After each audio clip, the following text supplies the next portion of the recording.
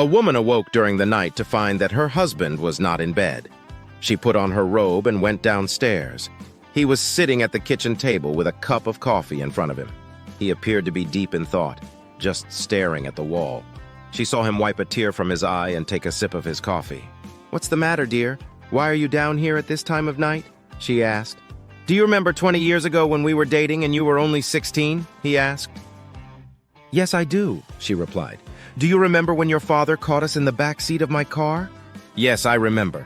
Do you remember your father when he shoved that shotgun in my face and said, 'Either you marry my daughter or spend 20 years in jail'?" "Yes, I do," she replied. He wiped another tear from his cheek and said, "You know, I would have gotten out today." A man and a woman who had never met before found themselves assigned to the same sleeping room on a transcontinental train. Though initially embarrassed and uneasy over sharing a room, they were both very tired and fell asleep quickly. He in the upper bunk and she in the lower. At 1 a.m., the man leaned down and gently woke the woman, saying, "Ma'am, I'm sorry to bother you, but would you be willing to reach into the closet to get me a second blanket? I'm awfully cold." "I have a better idea," she replied. "Just for tonight, let's pretend we're married." "Wow! That's a great idea," he exclaimed. "Good," she replied. "Get your own fucking blanket." After a moment of silence, he farted. A man is walking along the beach and finds a lamp buried beneath the sand. It's dirty, so he rubs it to clean it off, and to his surprise, a genie appears. The genie says, "I will grant you 3 wishes. But there is a catch. Whatever you wish for, your ex-wife will get double." The man isn't thrilled about his hated ex-wife getting anything, but he excitedly makes his first wish anyway. "I wish I had $1 billion. Briefcases full of money appear before the man. The genie says, "Done. Your ex-wife now has $2 billion. The man curses, but continues with his wishes. "I wish I had a huge mansion." A giant mansion appears along the beach, and 2 more appear next to it. The genie says, "Done. The one on the left is yours, the other 2 belong to your ex-wife." The man thinks for a moment and then makes his final wish. "I wish you would beat me half to death." What is the secret to a happy marriage? Find a woman who can cook and clean. A woman who's an animal in bed. A woman with lots of money. Make sure these 3 women never meet. An elderly man in Phoenix calls his son in New York and says, "I hate to ruin your day, but I have to tell you that your mother and I are divorcing. 45 years of misery is enough." "Dad, what are you talking about?" the son screams. "We can't stand the sight of each other any longer," the old man says. "We're sick of each other, and I'm sick of talking about this, so you call your sister in Chicago and tell her," and he hangs up. Frantic, the son calls his sister, who explodes on the phone. "Like heck, they're getting divorced," she shouts. "I'll take care of this." She calls Phoenix immediately and screams at the old man, "You are not getting divorced. Don't do a single thing until I get there. I'm calling my brother back and we'll both be there tomorrow. Until then, don't do a thing, do you hear me?" and hangs up. The old man hangs up his phone and turns to his wife. "Okay," he says. "They're coming for Thanksgiving and paying their own fares. Now what do we tell them for Christmas?" Sipping her drink, the single girl leered and said, "Last Friday at the end of the workday, I went to my boyfriend's office wearing a leather coat. When all the other people had left, I slipped out of it, and all I had on was a leather bodice, black stockings, and stiletto heels. He was so aroused that we made passionate love on his desk right then and there." The engaged woman giggled and said, "That's pretty much my story. When my fiancé got home last Friday, he found me waiting for him in a black mask, leather bodice, black hose, and stiletto pumps. He was so turned on that we not only had sex all night, he wants to move up our wedding date." The married woman put her glass down and said, "I did a lot of planning. I made arrangements for the kids to stay over at Grandma's. I took a long, scented oil bath and then put on my best perfume. I slipped into a tight leather bodice, a black garter belt, black stockings, and 6-inch stilettos. I finished it off with a black mask. When my husband got home from work, he grabbed a beer and the remote, sat down and yelled, 'Hey, Batman, what's for dinner?' This story is funny. 2 married buddies are out drinking one night when one turns to the other and says, 'You know, I don't know what else to do. Whenever I go home after we've been out drinking, I turn the headlights off before I get to the driveway. I shut off the engine and coast into the garage.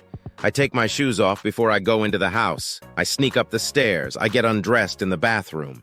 I ease into bed and my wife still wakes up and yells at me for staying out so late. His buddy looks at him and says, "Well, you're obviously taking the wrong approach." I screech into the driveway, slam the door, storm up the steps, throw my shoes into the closet, jump into bed, rub my hands on my wife's ass and say, "Let's do it." And she's always sound asleep. A woman's husband had been slipping in and out of a coma for several months, yet she had stayed by his bedside every single day. One day, when he came to, he motioned for her to come nearer. As she sat by him, he whispered, eyes full of tears, "You know what? You have been with me all through the bad times. When I got fired, you were there to support me. When my business failed, you were there. When I got shot, you were by my side. When we lost the house, you stayed right here. When my health started failing, you were still by my side. You know what?" "What, dear?" she gently asked, smiling as her heart began to fill with warmth. "I think you're bad luck. Why don't you fuck off?" One evening, Mike went over to his friend Terry's house to play cards with some friends. Mike sat directly across from Terry's wife. Mike dropped a card on the floor and bent down to pick it up. When he looked across the table, he saw that Terry's wife had her legs open and no panties on. He sat up and was flushed. He went into the kitchen to get a drink of water. To his surprise, Terry's wife had followed him into the kitchen and said, "Did you like what you saw?" Mike said, "Yes, I did." She said, "Well, you can get more than that, but it will cost you $500. So Mike thought about this financial situation and said, "Okay." She said, "Come here tomorrow at 2:30 because Terry will be at work then." Mike said, "I'll see you then." The next day, Mike came over, they had sex, he paid her, then he left. Later, Terry came home and asked, "Has Mike been over here today?" She said, thinking she had been caught. As a matter of fact, he did. Terry said, "Good, because that fool came by my job this morning and asked to borrow $500 till this evening, and he said he would leave it with you." There was this guy who always went out drinking with his friends. He would always come home very late. One night, while he was at the bar, he told them his secret for being able to sneak in late. "When I walk in the house, before the wife can say anything, I lay her down, take off her panties, and give her the best oral sex she's ever had until she has such an orgasm that she falls into a deep sleep. Then I wash up and go to bed. By morning, she is so pleased, she doesn't care what time I came home." One of his friends thinks this is a great idea, so he stays out late, comes home, sneaks into the bedroom, gives his wife the best oral sex she's ever had, and goes to wash up. His wife walks into the bathroom, obviously upset that he's home so late. "Hey, why aren't you sleeping?" he asks. "I was, but I came in to tell you that we've got to sleep on the couch tonight, because my mother is sleeping in our bedroom." My wife, who is blonde, came running up to me in the driveway the other day, just jumping for joy. I didn't know why she was jumping for joy, but I thought, what the heck, and I starting jumping up and down along with her. She said, "Honey, I have some really great news for you." I said, "Great, tell me what you're so happy about." She stopped jumping and was breathing heavily from all the jumping up and down when she told me that she was pregnant. I was ecstatic. We had been trying for a while, so I grabbed her and kissed her on the lips and told her, "That's great, I couldn't be happier."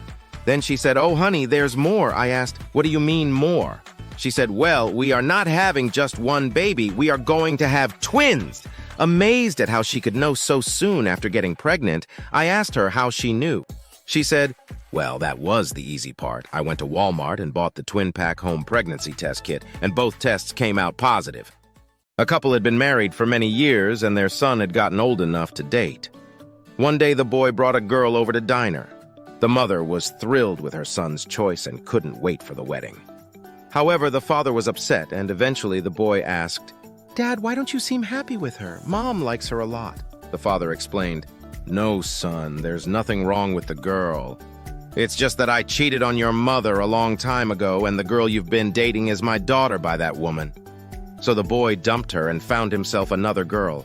Again, he brought her home to the mother's delight, but the father again told him this girl was actually his half-sister. The boy lost his temper and told his mother what his father had said. Furious, the mother shouted, "Don't listen to him, sweetheart. He isn't even your father." Rex came home after a hard day at work.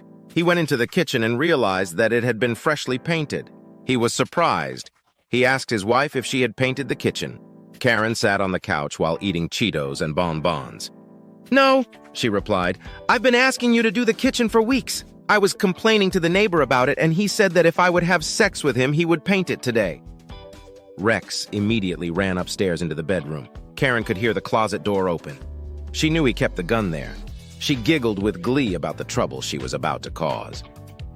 Rex stormed down the stairs and he threw black, lacy lingerie on her lap. He said, "If you see him tomorrow, put this on. I need shelves put up in the garage." After being married for 50 years, I took a careful look at my wife one day and said, 50 years ago, we had a cheap house, a junk car, slept on a sofa bed, and watched a 10-inch black and white TV. But hey, I gotta sleep every night with a hot 23-year-old girl. Now, I have a $750,000 home, a $45,000 car, a nice big bed, and a large screen TV, but I'm sleeping with a 73-year-old woman. So I said to my wife, "It seems to me that you're not holding up your side of things." My wife is a very smart woman. She told me to go out and find a hot 23-year-old girl, and she would make sure that I would once again be living in a cheap house, driving a junk car, sleeping on a sofa bed, and watching a 10-inch black and white TV. Aren't older women great? They really know how to solve an old guy's problems. Zebediah's wife was in the family buggy when she was pulled over by the state police. "Good morning, ma'am. I notice your little orange triangle sign is hanging by one bolt and is ready to fall off." "Oh my. I will have Zebediah fix it as soon as he gets home," she replies. "Also, it looks like some of your harness is wrapped around the horse's testicles." She thanks the officer and heads home. When she sees her husband, she says, "Oh, Zeb, when you get a chance, can you fix the triangle on the buggy?" "After I milk the cows, I will look at it." Then she remembers. "Oh, and while you're at it, check the emergency brake." Recently, a husband superstore opened where women go to choose a husband from a variety of men. It was laid out over 5 floors, with the men incrementally increasing in positive attributes from floor to floor as one ascended. The only rule was, once you opened the door to any floor, you had to choose a man from that floor. If you went up a floor, you couldn't go back down except to leave the place, never to return. A couple of women went to the shopping center to find some husbands. First floor, the door sign read, "These men have jobs and love kids." One of the women said, "Well, that's better than not having a job or not loving kids, but I wonder what's further up." Second floor. The sign read, "These men have high-paying jobs, love kids, and are extremely good-looking." Said the other woman, "I wonder what's further up." Third floor, this sign read, "These men have high-paying jobs, are extremely good-looking, love kids, and help with the housework." "Wow," said one. "Very tempting. But there's another floor." So up they went. Fourth floor. The door sign said, "These men have high-paying jobs, love kids, are extremely good-looking, help with the housework, and have a strong romantic streak." "Oh!" gasped one of the women. "Just think what must be waiting on the top floor." And up they went, 5th floor. The sign on the door said, "This floor is empty and exists only to prove that women are fucking impossible to please." Mike was going to be married to Jane, so his father sat him down for a little chat. He said, "Mike, let me tell you something. On my wedding night in our honeymoon suite, I took off my pants, handed them to your mother, and said, 'Here, try these on.' She did and said, 'These are too big, I can't wear them.' I replied, 'Exactly, I wear the pants in this family, and I always will.' Ever since that night, we have never had any problems." Said Mike. He thought that might be a good thing to try. On his honeymoon, Mike took off his pants and said to Jane, "Here, try these on." She tried them on and said, "These are too large, they don't fit me." Mike said, "Exactly, I wear the pants in this family and I always will. I don't want you to ever forget that." Then Jane took off her pants and handed them to Mike. She said, "Here, you try on mine." He did and said, "I can't get into your pants." Jane said, "Exactly, and if you don't change your smart-ass attitude, you never will." And they lived happily ever after.